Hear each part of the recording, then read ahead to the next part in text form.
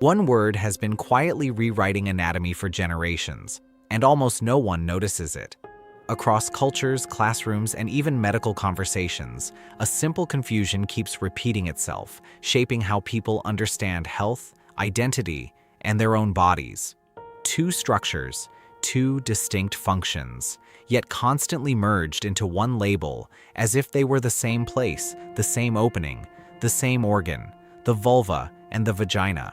They are not interchangeable, they are not identical, and the difference changes everything. But that is only the first realization. Most people, when they say vagina, are actually referring to the vulva, the external anatomy visible from the outside, the landscape that includes the clitoris, the labia, and the vaginal opening. The vagina, by contrast, is internal, a muscular canal hidden from view. This is not a minor detail. It is a structural fact. The vulva exists externally. The vagina lies within. Yet in everyday language, the two are blended into a single word. Why does this happen? Why do movies, textbooks, and casual conversations compress two separate anatomical realities into one simplified term? And why does that linguistic shortcut matter more than it seems? Because the consequences reach further than vocabulary.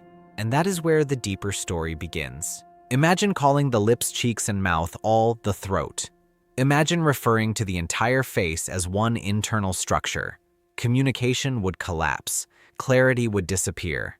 The same distortion happens here. To understand the confusion, the anatomy must be examined carefully, almost like a medical investigation under a bright surgical light. And when we begin that examination, the structures reveal a truth that has always been there, waiting to be named correctly. The vulva is the external genital structure. It is visible. It can be observed from the outside.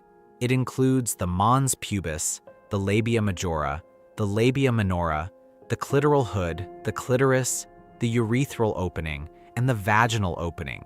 Each part has a distinct form and role. The labia protect internal tissues. The clitoral hood shields the clitoris. The clitoris itself contains thousands of nerve endings, making it central to sexual pleasure. The urethral opening allows urine to exit the body, and the vaginal opening serves as the entrance to the internal canal. These are not abstract concepts. They are physical structures with defined functions.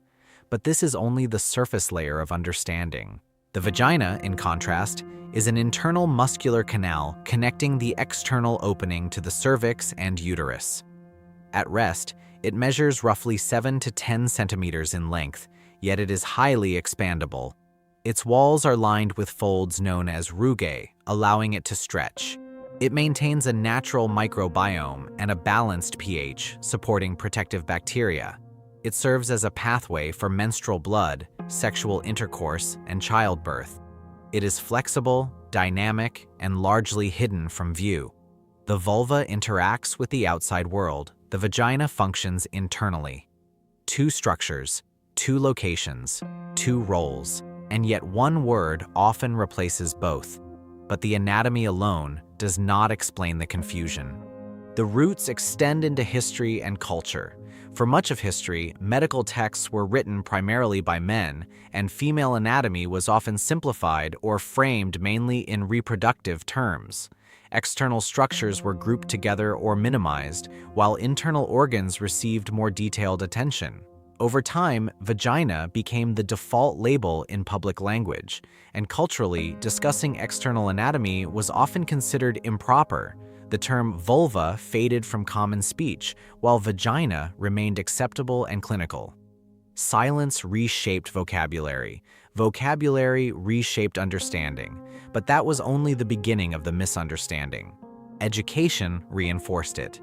In many classrooms, reproductive biology focuses on internal organs, the uterus, the ovaries, the cervix, while the vulva appears briefly in diagrams or is reduced to a small label. Generations grew up knowing internal reproductive organs, but lacking precise language for the anatomy they could actually see. When visibility is limited and terminology is incomplete, assumptions fill the gaps. The external structures are assumed to be the vagina. a shortcut born from invisibility. And that shortcut has real consequences. When symptoms arise, irritation of the labia, clitoral pain, swelling of external tissues, many describe them as vaginal problems. The words do not match the structures. Communication with healthcare providers becomes less precise. Diagnosis can be delayed when language is inaccurate. This is not trivial semantics, it is functional clarity, and the turning point in this story is not just anatomical, it is linguistic. Because naming something correctly transforms how it is understood.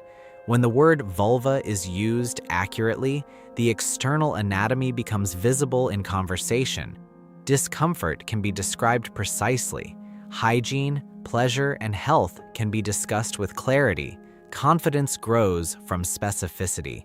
And when the vagina is recognized as distinct, as an internal muscular canal with defined biological roles, its functions become clearer as well. Separation creates understanding. Understanding creates empowerment. And empowerment begins with accurate language. The confusion between vulva and vagina reveals something larger. Language shapes perception. Silence shapes ignorance. A single misused word can blur the map of an entire body system. But when terminology becomes precise, the map becomes clearer. The vulva is not the vagina. The vagina is not the vulva. One is external. One is internal. One protects and interacts with the outside. One functions as a flexible internal canal. This distinction is anatomical fact, and recognizing it restores clarity to education, healthcare, and self-awareness. In the end, this is not about formality, it is about accuracy.